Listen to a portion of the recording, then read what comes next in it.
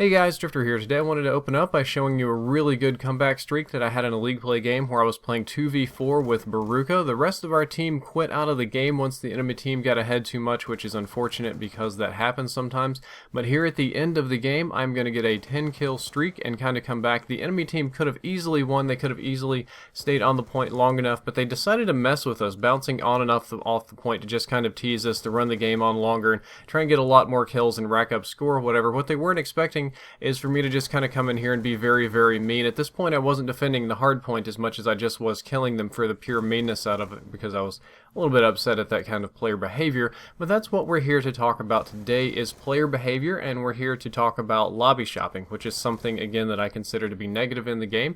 And I do quite a few of these videos, rage quitting, joining mid-game, that sort of thing.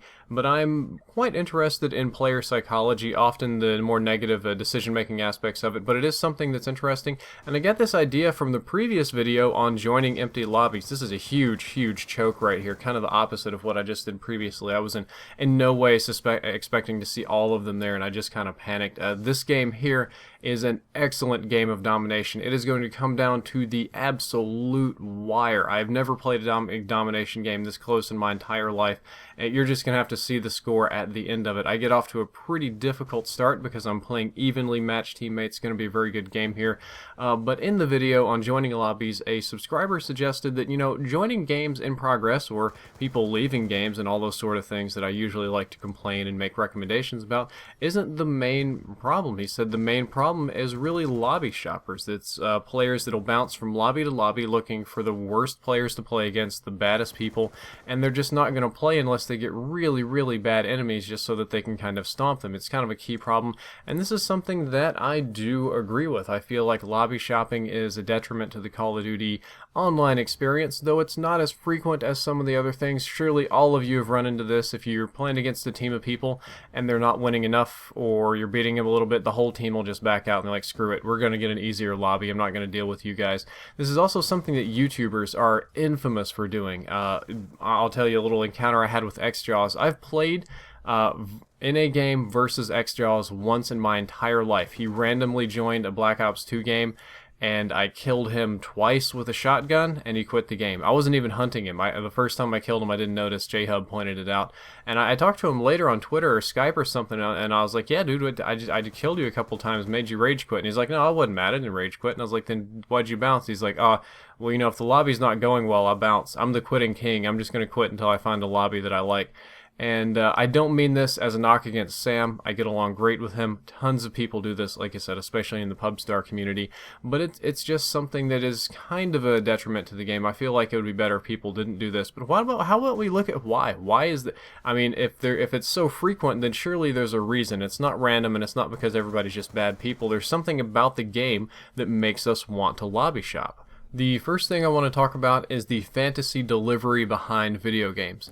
Almost all video games are a fantasy delivery engine in the same way that a book or a movie is. It lets you put yourself in a different place, a different situation, to kind of play that out either in your head or through the eyes of a character.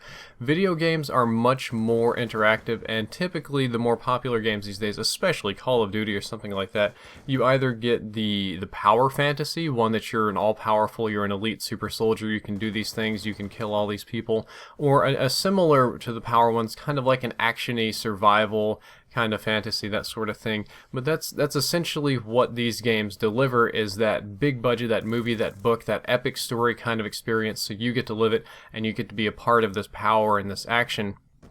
Single player Call of Duty, or games in general, if you beat tons and tons or thousands of AI in single player, you feel awesome because you defeated all of these enemies, which are in shooting games usually designed to be people just like you, and you're like outsmarting them and besting them over and over. So it very much so delivers on this power fantasy.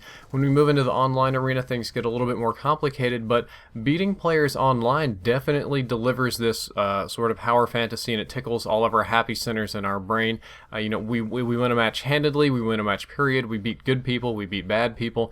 Anytime we win, it's just a reminder that, hey, I'm better than somebody else. This was a sport, this was a competition, this is something at which I won. This is especially appealing for the male brain, because ever since we're little kids, because of gender stereotypes or whatever, we're just kind of raised to compete against one another. So winning online, very, very good for us. It's also kind of designed to reward this sort of power thing, this sort of empowerment, we'll say, through kill streaks. Call of Duty is very good at that. I seriously doubt they put this much thought into the psychology, but even in Call of Duty, you can have a pretty bad game and get 1 or 2 good kill streaks. Just something that's kind of fun to use. You know, maybe not a helicopter. Typically the ones that people enjoy the most, like AC-130 or something they control like that. It's a huge just power delivery. I feel really happy about it. Even if the rest of the game is terrible, even some of the lower streaks, Predator missile or whatever, or even just going on a good kill streak personally, just killing a couple of people, getting a really good skillful play, and you'll still feel pretty good about the game. So there's a delivery there.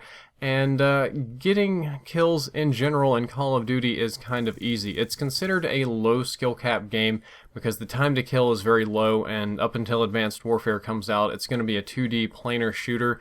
It's designed to be very mass appeal, public, kind of noob friendly. It's not too hard to pick up and play Call of Duty. I would like to say it's also not too hard to pick up and play the basics of Counter-Strike, though it's very difficult to be good at it. Or it's easy to pick up and play Halo, but if you're going to play that online, you'll find out very quickly that there's a really high skill cap with a long time to kills, and you can get outgunned. Call of Duty is really more about positioning and things like that, something that people take to very, very naturally, and it really delivers on this I'm better than you, I killed you in this gunfight, I am more powerful than you kind of fantasy. So that's and when this goes wrong is the core reason why we see what I would call deviant behavior online, though that's a very general term. A lot of people actually get kind of pissed off when I say what they're doing is wrong in any kind of way, so we're trying to avoid that in this video. But this is a normal and healthy drive. It is perfectly normal and perfectly healthy to feel good about yourself for beating others online. It's competition, we're human beings, that's some of the things we do best. So if this is what we're chasing, my question would then be, what is the easiest way to win online? What is the easiest way to deliver on this fantasy? And the answer is to beat bad kids. To find the worst lobby possible and stomp them into the ground. Now, some people might get a little psychologically crippled knowing that they're beating up bad people. Most people that I know, and even myself, I don't really have a problem stomping people, even in this game or in others, just when there's a big mismatch. It makes you feel like a badass. It makes you feel like a boss, all good about yourself. Like, yeah, man, I totally destroyed those people. And the easiest way to do it, like I said, is to find the worst enemies. It's kind of funny, in League of Legends, if you smurf a little bit, you find people that are not nearly as skilled as you, so it's very easy to beat them.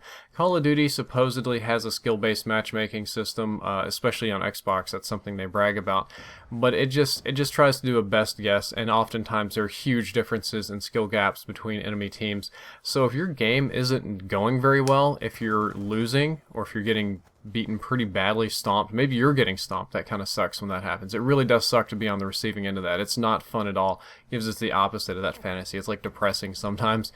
But if there's no huge penalty for leaving, why not just bounce and find an easier lobby? I mean, staying in a game and getting pub stomped is not fun. Staying in a game and losing over and over again, that's not very fun. And even, you know, some people don't have fun if they're not winning by a ton. Sometimes, you know, close games or good matches aren't fun. They're really fun for me. I enjoyed this game. Like, even though I'm not playing super amazing, I had to work for this victory. This isn't going to be an easy game for me. So there's no penalty for just finding easier enemies, and it totally makes sense why people do it. They want to win. They want to win by a whole lot, and they want to do it so they feel good about themselves. So let's just bounce out and find easier people. I mean, I don't do it mid-game. I always finish my games, but sometimes if I'm in a lobby and I just get stomped that first game, it's like there's a mismatch in skill here. This clearly is not working out. I'm just gonna hop out of this lobby. I'm gonna wait a few minutes and I'll find some new people to play with. Maybe things will go better. And there's two bad things about this kind of attitude and this kind of mentality. Bad thing number one is that especially when groups of people is especially bad, they do this mid-game, it kind of leads to the quitting or rage quitting problem, which we've addressed many times in many videos.